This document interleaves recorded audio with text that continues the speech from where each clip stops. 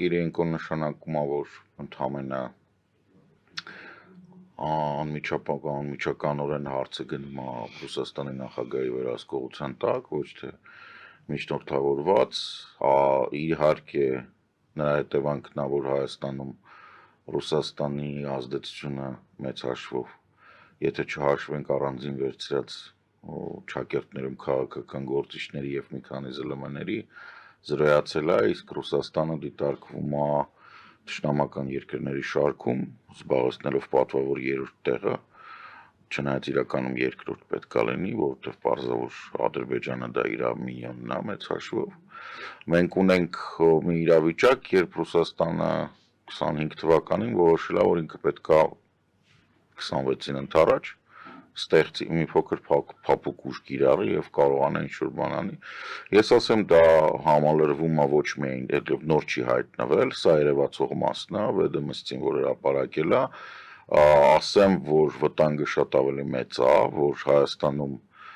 ակտիվացել են խոշոր ռուսական կորպորացիաներ քողարկված, մասնավորապես Սբերբանկը,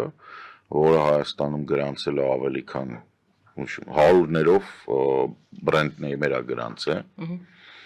այդ թվում էս այսպես կոչված երկու գիսը, որը որ հիմա աշխատում է մեր ժամանակին մեր, հիմա չգիտեմ ում է պատկանում, GG-ին, այն որ ասում են Yandex-ի քարտեզներով մի օգտվեք, որովհետև դա թշնամական է, հիմա նույն բանն է,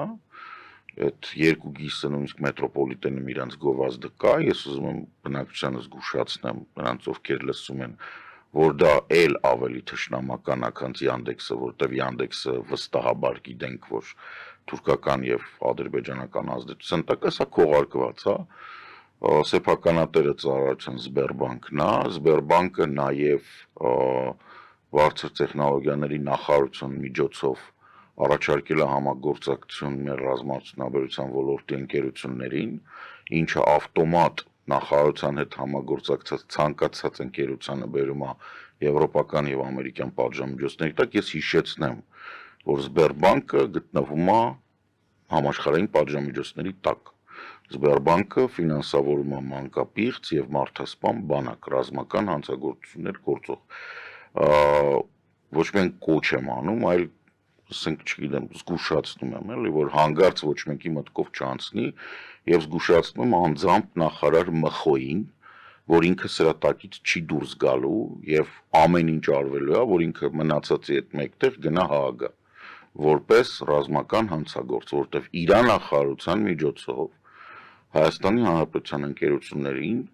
առաջարկվում է մասնակցել մանկապղծությանը։ Սա արդեն համը դուրս է գալիս։ Ես ուղղակի չեմ պատկերացնում ոնց սրան կարելի է վերաբերվել, ոնց կարելի է նախարարության միջոցով սա անել, կամ բացարձակ հիմար են, ոչինչ չեն հասկանում, կամ սրիկա են եւ գիտեն ինչ են անում եւ ուզում են, որ Հայաստանի ընկերությունները գնան պատժամիջոցների տակ։ Ուրիշ որևէ այլ բացատրություն ես չունեմ։ Եթե Նիկոլ Փաշինյանը վիրավորվում է, կարող գնա բորձուր կրծի Կարմիր հրապարակում։ Ժողովուրդը ատում են ռուսներին այնքան, որ ես վստահեցնում եմ, այն 60%-ը, որը Ռուսաստանին ատում է, լրիվ բավարար է, որ այն 30%-ին, որը սիրում է ռուսներին, ստիպի, որ սուս մնան դրանք, դա մեկ։ Երկրորդը, պարզ է, որ Ռուսաստանի գործակալները ստեղ նստած են կառավարությունում, այլ, իհարկե, Ռոբերտ Քոչարյանը կամ Սերժ Սարգսյանը, բայց դրանք, սենց ասեմ, տիրաժ դուրս եկած, այսինքն մարած օբլիգացիա քաղաքական գործիչներ, որոնք ամեն մեկը առանձին, ասենք, լավ, օքեյ, ինչ-որ ազդեցություն ունեն, բայց ոչ մեկը ոչ մյուսը չի կարող հարց լուծել։ Մենք տեսնում ենք, ինչ-որ բանով, տենց չիրանք, բառեզբուն իմաստով մարած օբլիգացիաներ։ Իրական Ռուսաստանի գործակալները նստած են բանում, իսկ օգտակար հիմարները ըստ Լենինի ձևակերպումն է, полезные идиоты, useful idiots։ Դա օրինակ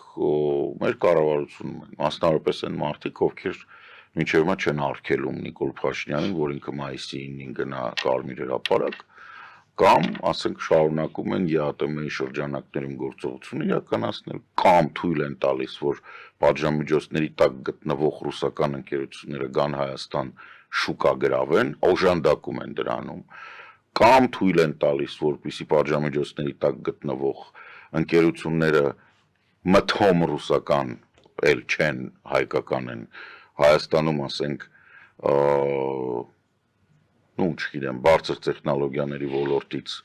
ասենք, չգիտեմ, սերվերներ առնեն եւ աշխատացնեն այդ սերվերները ի շահ Ռուսաստանի Դաշնությանը, որտեղ ասենք դա աբսուրդ է։ Դուք ինչ չեք համոզի, որ Ռոստելեկոմը Հայաստանում որ ամբողջությամբ պատկանում Ռոստելեկոմին, ինքը Ռոստելեկոմը չի, ինքը հիմա ուրիշ ձև է կոչվում, ու ինքը Աբովյանում դատա ցենտր ունի, ու այդ դատա ցենտրում հենց այնց է, որ բոլոր փոքր օպերատորներին ստիպում են, որ իրանք դեպի այդ դատա ցենտր ինչ-որ սարքեր առնեն, վերահսկողություն են հաստատում։ Բարձր տեխնոլոգիաները, այսինքն ինֆորմացիոն կոմունիկացիոն բանը փորձում են իրանցով անեն, բանկերը ապականված են, Հայաստանի բանկերը ռուսական կենտրոնական բանկի համակարգով են աշխատում, չնայած դրանք պատժամիջոցների տակ են։ Ես սա կարելի է շարունակել, այսինքն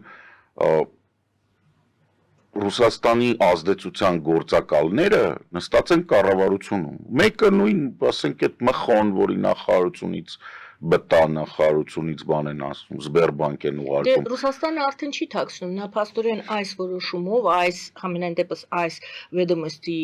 նյութով նա ցույց է տալիս, որ անգամ եթե կան այսօր գործակալներ, դրանք բավարար չեն, ասվում է նյութում։ Դե բավարար չեն, մի ամբողջ նոր թարմ ուժ ենք դերմուծելու Կիրիենկոն թարմ ուժ չի։ Կիրիենկոն, ասենք, օգտագործած մի անգամ է օգտագործման բանը անձեռոցիկա, որը վաղուց օգտագործած շպրտած է։ Կիրիենկոն նորուժ չի։ Կիրիենկոյի մասին էս բրոսը նրա համար է, որ ցույց տան այն սրիկաներին, ովքեր Հայաստանում աշխատում են, թե ինչքան կարևոր են այդ սրիկաները, որ իրանց սրիկայության մասին ուղիղ կզեկուցեն անձամբ իրանց պապային, ոչ թե կենսաբանական, այլ քաղաքական եւ գաղափարական պապա Պուտինի։ Այդ սրիկաները հիմա իրանց հայրանումները գրելու են Վլադիմիր Պուտինի, որտեվ հիմա ինքը Հայաստանը տապալելու է, ապականելու է, քաքմե չանելու կներեք արտահայտության համար, ու այդ դրա մասին կզեկուցեն անձամբ Պուտինին, ինքը երջանիկ տպրտելու է, այդ մխոները, Մհեր Գրիգորյանները, բաները, այդ ամբողջ կազմը կառավարության, որը մինչև հիմա չի կարողանում կենտրոնանալ, որ մենք չենք կարող լինել ԵԱՏՄ-ում։ Հայաստանը չի կարող մնալ ԵԱՏՄ-ում եւ պահպանել իր սուվերենությունը։ Դա բացառվում է, որպեսզի Հայաստանը շարունակի գործել ԵԱՏՄ-ի շրջանակներում եւ մնա անկախ երկիր։ Կիրիենկոյի նշանակելը մենակ է նա, որ ստեղի սրիկաները ուրախ զվարթ իրենց սրիկայությունը անեն, վստահ լինելով, որ դրա մասին կզեկուցվի անձամբ իրանց պապային։